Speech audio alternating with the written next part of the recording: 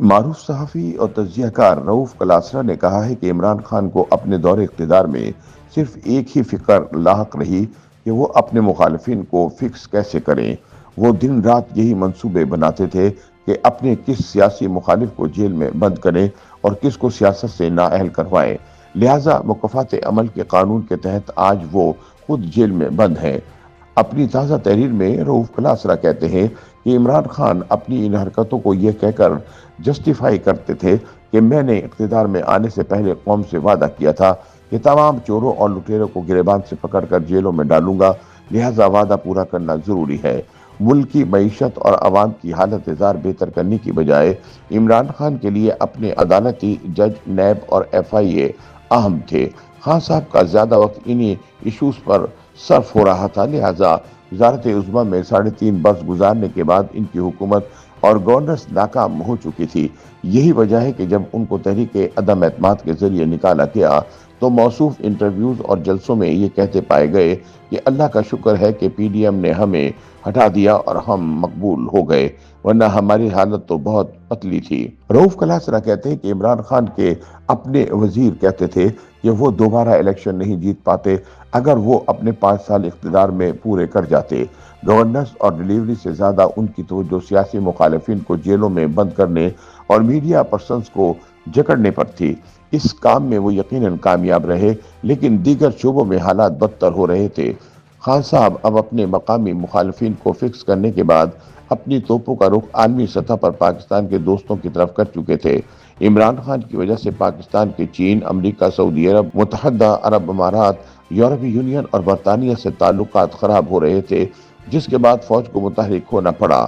یوں خان کو ہٹانے کی سوچ پیدا ہوئی کیونکہ ان کے وزیروں نے کہنا شروع کر دیا تھا کہ وہ 2028 تک اقتدار میں رہیں گے، کچھ کہتے ہیں کہ وہ 2032 تک حکومت میں رہیں گے، کئی ایک نے تو جنرل فیض حمید کو مستقبل کا آرمی چیف اور پیوٹن قرار دے دیا تھا۔ حالانکہ ابھی فیض کی بطور آرمی چیف تعیناتی کا دور دور تک کوئی امکان نہیں تھا، لیکن وہ پہلے ہی آرمی چیف بن کر گھوم رہے تھے۔ General Faiz Hameed D G I S I ہونے کے ناطے وزیر اعظم سے روز ملتے تھے اور ان کا ہر اچھا برا کام کر رہے تھے، جبکہ ان کے سیاسی اور میڈیا ناقدین کا ناختہ بھی بند کیا ہوا تھا، لہٰذا وہ انہیں پسند تھے۔ رؤوف کلاسرا کہتے ہیں کہ خان نے اپنے پاؤں پر خود کلہاڑا مارا۔ جو 4 فوجی افسران سینیارٹی لسٹ میں جنرل فیض سے اوپر تھے، وہ پریشان ہوئے کہ اگر عمران خان آرمی چیف 1.5 سال پہلے ہی چن چکے ہیں تو اس کا مطلب ہے کہ انہیں لیول پلینگ فیلڈ نہیں دیا جائے گا۔ دوسری طرف جنرل باجوہ بھی ناخوش تھے کہ ان کی توسیع کے 3 سال مدت ملازمت پوری ہونے سے 1.5 سال پہلے ہی غیر اعلانیہ نیا چیف مقرر کر کے ان کو کمزور کر دیا گیا تھا۔ انہیں عمران خان کے عزائم اچھے نہیں لگ رہے تھے۔ یہ بات فوجی قیادت کو ڈرا ہی رہی تھی کہ خان صاحب ملک کو کس طرف لے کر جا رہے ہیں۔ اس دوران انہوں نے اپنے نوجوان ورکرز کی ٹائیگر فورس بھی تیار کر لی، جس کو وہ پاورز دے رہے تھے کہ وہ عوامی پولیس کا کردار ادا کریں۔ خان کے ذہن میں ان نوجوانوں کا استعمال کچھ اور تھا، کیونکہ یہ خبریں آنا شروع ہو گئی تھیں کہ ان کے خلاف ہلچل مچ رہی ہے۔ حکومت سے نکالے جانے کے بعد ایک انٹرویو میں انہوں نے خود کہا کہ انہیں جولائی 2021 میں ہی پتہ چل گیا تھا کہ انہیں ہٹانے کی منصوبہ بندی ہو رہی ہے، اس لیے جب جنرل فیض کو ہٹایا گیا تو وہ سمجھ گئے کہ ان کے خلاف آپریشن شروع ہو گیا ہے۔ سینئر صحافی کا کہنا ہے کہ عمران خان سوشل میڈیا سے بہت زیادہ متاثر تھے، لہٰذا وہ وہاں اپنے یا اپنی تیسری اہلیہ کے خلاف نہ تو کوئی بات پڑھ سکتے تھے اور نہ ہی سن سکتے تھے۔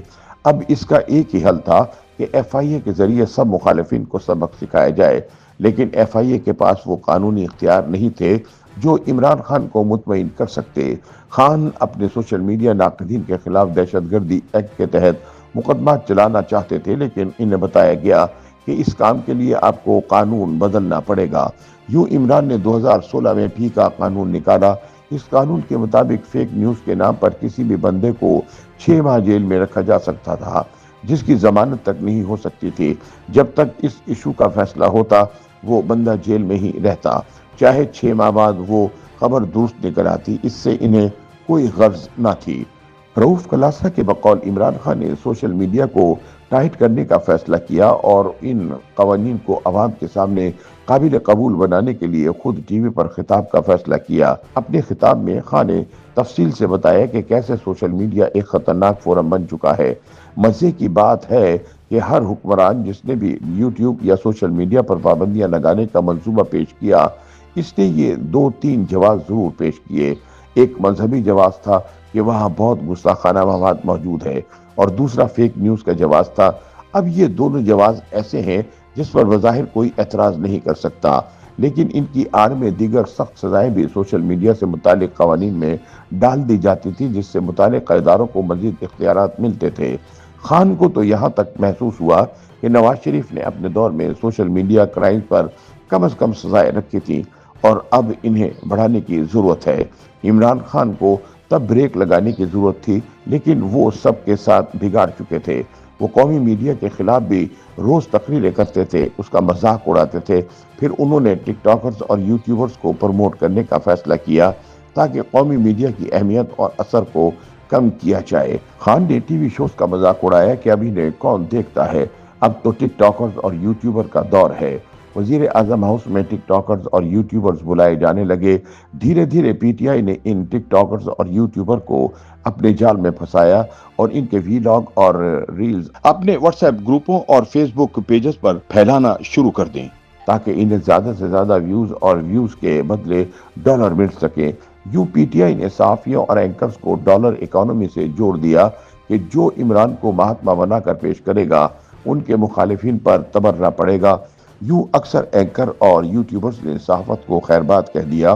वो जो दिन भर जाती महफिलों में खान की बुराइयां करते थे, रात को टीवी शोज और वीलॉग्स में इन्हें महात्मा बनाकर पेश करते थे, क्योंकि पीटीआई के ग्रुप और पेजेस उनको बिजनेस ला कर दे रहे थे। ये तरीका डॉलर कमाने का बहुत बड़ा बिजनेस मॉडल बन चुका है। मुल्क और मुल्की मफाद अब बहुत पीछे चले गए हैं। अब डॉलर का हुसूल ही वाहिद मकसद था, लेकिन बिलाखिर इसका नतीजा इमरान खान के इख्तिदार से बेदखली की सूरत में सामने आया। YouTube पर गूगली न्यूज देखने के लिए youtube.com की सर्च बार में गूगली न्यूज टीवी टाइप करें। गूगली न्यूज के पेज पर सुर्ख रंग के सब्सक्रिप्शन वाले बटन पर क्लिक करना ना भूलिए। YouTube पेज पर अपलोड होने वाली वीडियोस से बाखबर रहने के लिए बेल आइकन पर क्लिक कीजिए। आपको हर नई वीडियो के बारे में नोटिफिकेशन मौसूल हो जाएगा।